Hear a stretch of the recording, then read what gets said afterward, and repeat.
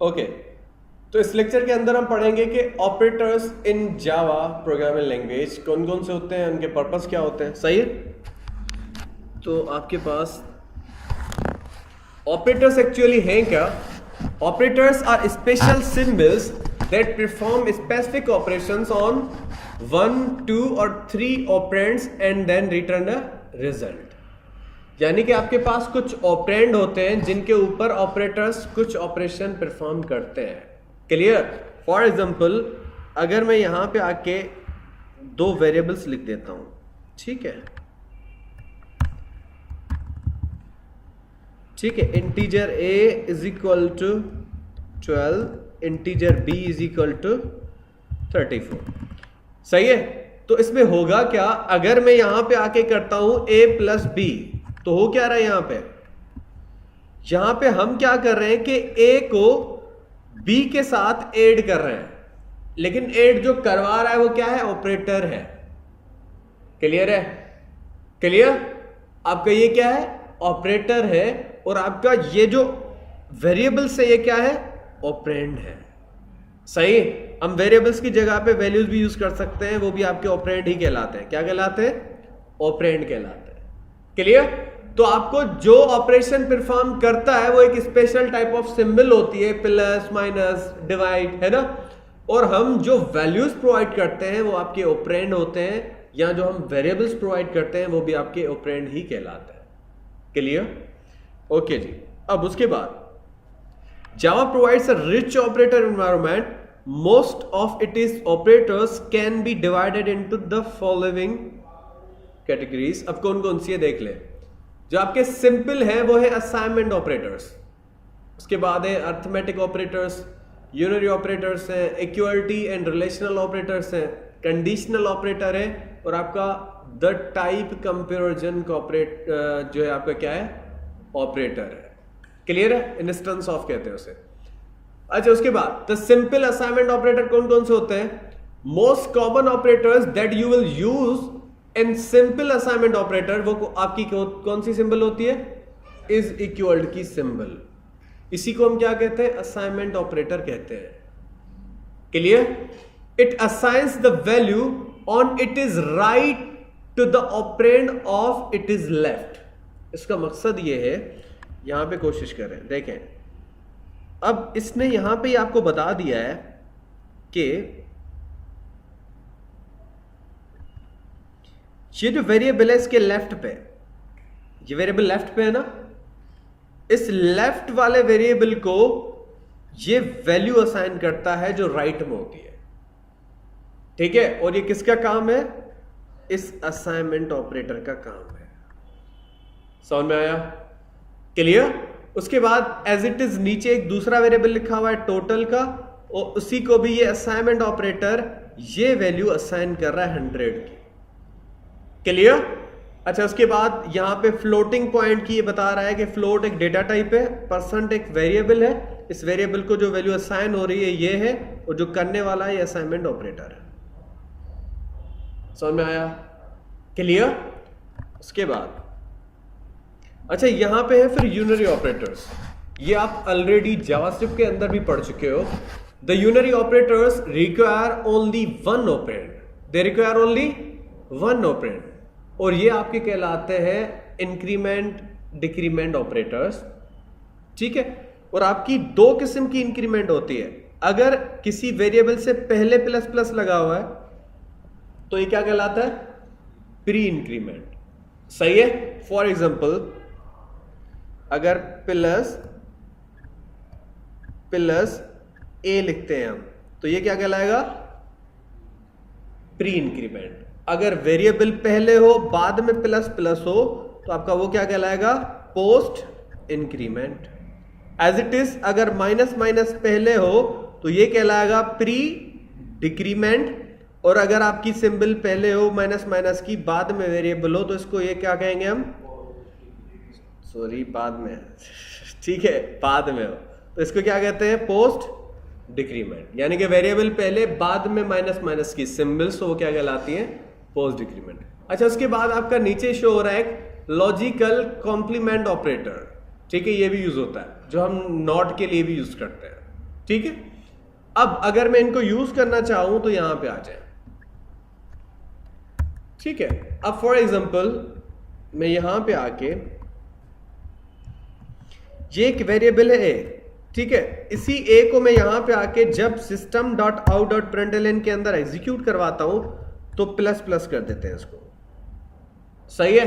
तो ये कहलाएगी पोस्ट इंक्रीमेंट। जब हम इसको एग्जीक्यूट करेंगे तो देखें वो वैल्यू क्या आ रही है, 12 ही आ रही है अभी तक, सही है। ये क्या कर रहा है कि आपकी वैल्यू यहां पे 12 शो कर रहा है और मेमोरी के अंदर इसने इंक्रीमेंट कर ली है, सही है। यहां पे दो किस्म के काम हो रहे हैं, कितने, दो किस्म के टास्क हो रहे हैं। एक यहां पे जब आप वेरिएबल लिख रहे हो, सपोज आपने लिखा integer a is equal to 12, और जब मैं इसकी कर रहा हूं system.out.println के अंदर a प्लस प्लस कर रहा हूं, ऐसा ही है।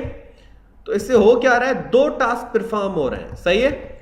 एक टास्क ये है कि ये आपको स्क्रीन के अंदर वैल्यू को शो कर रहा है, ये समझ लो आपकी स्क्रीन है जो आपको आउटपुट शो हो रहा है वहां पे, सही।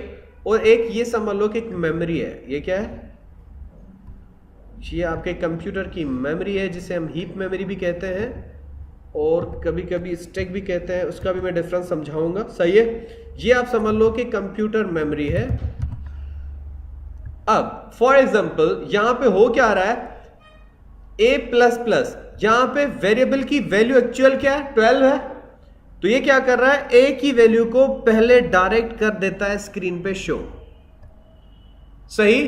फिर क्या करता है, इसी a के अंदर इंक्रीमेंट करवा के 13 करके यहां पे शो कर देता है, यानी कि ये आउटपुट में शो करता है 12 और मेमोरी के अंदर कितनी स्टोर करता है वैल्यू, 13। अगर आप इसी a को नेक्स्ट यानी कि बाद में कॉल करोगे तो उसकी वैल्यू a की कितनी होगी, 13 होगी। फॉर एग्जांपल मैं यहां पे आता हूं और इस a को कॉल करवा देता हूं, सही है, और इसकी अभी इंक्रीमेंट नहीं करवाते, सिर्फ कॉल करवाते हैं। तो देखिएगा आपको न्यू लाइन पे 13 मिलेंगे, यहां पे देखिए, क्लियर। तो वहां पे ये आपके पर्पस जो है परफॉर्म हो रही हैं, यहां पे देख ले, समझ में आया कॉन्सेप्ट कि a की पहले वैल्यू शो हो रही है स्क्रीन पे, बाद में उसकी इंक्रीमेंट होकर मेमोरी के अंदर 13 स्टोर हो रही है। लेकिन जब हम दूसरी बार उसको कॉल कर रहे हैं तो उसी मेमोरी से वैल्यू उठा के आपको वो शो कर रहा है फिर से स्क्रीन पे, सही है। हम पोस्ट भी कर सकते हैं, पोस्ट भी कर सकते हैं, ओके।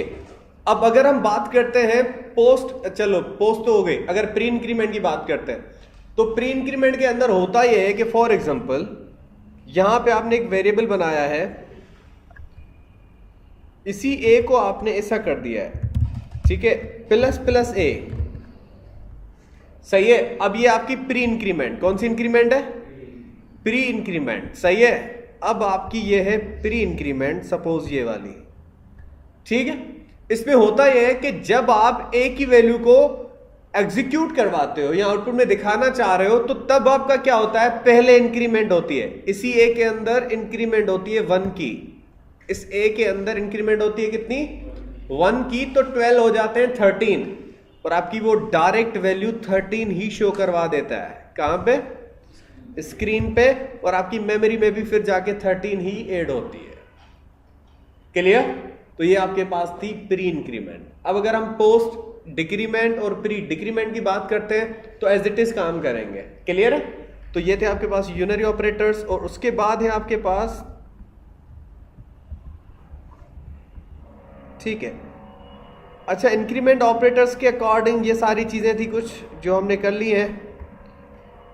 अच्छा, डिक्रीमेंट ऑपरेटर भी कर लिया हमने। अब ये आपके पास है अर्थमेटिक असाइनमेंट ऑपरेटर्स।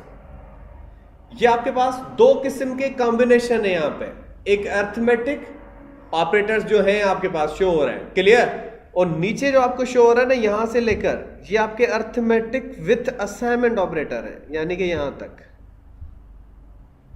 देखो सारे अर्थमेटिक नीचे आ रहे हैं, लेकिन एक ऑपरेटर चेंज हो रहा है, असाइनमेंट ऑपरेटर, सही है। आपको ये पता है कि ये एडिशन करता है, ये मकसद सब्ट्रैक्शन करता है, मल्टीप्लिकेशन, डिवीजन, मॉडुलस निकालते हैं, आपको पता है। लेकिन प्लस इज इक्वल टू क्या करता है, प्लस इज इक्वल टू, ये दो ऑपरेटर्स का आप समझ लो क्या है, मिलाप है, ठीक है, कौन से? एक अर्थमेटिक ऑपरेटर सारे और एक असाइनमेंट ऑपरेटर जो आपको पहले आपने पढ़ा है, सही है। फॉर एग्जांपल मैं यहां पे आके क्या करता हूं कि अगर a को, ये जो a वेरिएबल है ना, अगर मैं ऐसा करता हूं a plus is equal to 4 कर देता हूं, तो इसका मकसद पता है क्या है? इसका मकसद ये है कि a को, ठीक है, a के अंदर आपने क्या करना है, इसी a को प्लस कर देना है 4 के साथ, और किसको असाइन करना है? खुद a को। ये ऐसे कह रहा है, समझ में आया? अब देखने, ये कह रहा है a को प्लस करो किसके साथ? 4 के साथ। ऐसे a को प्लस करो किसके साथ? 4 के साथ, और किसको असाइन करो? खुद a को। थोड़ा उल्टा थोड़ा हो रहा है, लेकिन जब मैं उसको क्लियर कर रहा हूं नीचे तो देखें यहां पे आपको ऐसे शो कर रहा है, ठीक है, कि a को प्लस करो किसके साथ? 4 के साथ, और किसको असाइन करना है? फिर a को। सही है। फॉर एग्जांपल मैं अगर अरसलान से 100 रुपीज लेता हूं और अपने 100 रुपीज दे के उसको कहता हूं अपनी जेब में रखो, उससे पैसे लिए अपने दे के उसके जेब में डाल रहे हैं, तो a की वैल्यू हमने ली, 4 से ऐड करवाई, फिर से a को असाइन कर दी। a की अपनी वैल्यू जो है 12 वो ली, 4 के साथ ऐड करी, और फिर से a को ही असाइन कर दी। समझ में आया? ये था आपके पास कौन सा? अर्थमेटिक असाइनमेंट ऑपरेटर, जो आपका एडिशन का है, ठीक है। बाकी सारे ऐसे ही होंगे, डिवीजन हो गई, सब्ट्रैक्शन हो गई, मल्टीप्लिकेशन हो गई, मॉडुलस हो गया। लास्ट में हमने अभी पढ़े इंक्रीमेंट और डिक्रीमेंट ऑपरेटर। ऐसा करते हैं, इनकी कुछ पार्ट्स बनाते हैं। ये आपका फर्स्ट पार्ट हो जाएगा ऑपरेटर्स का, और सेकंड थर्ड, या आपका सेकंड में या थर्ड में हम 2 पार्ट्स करते हैं, एक दूसरा बना के इसको खत्म कर लेंगे, ठीक है। तो सी यू इन नेक्स्ट। आपसे तो अभी मिलते हैं।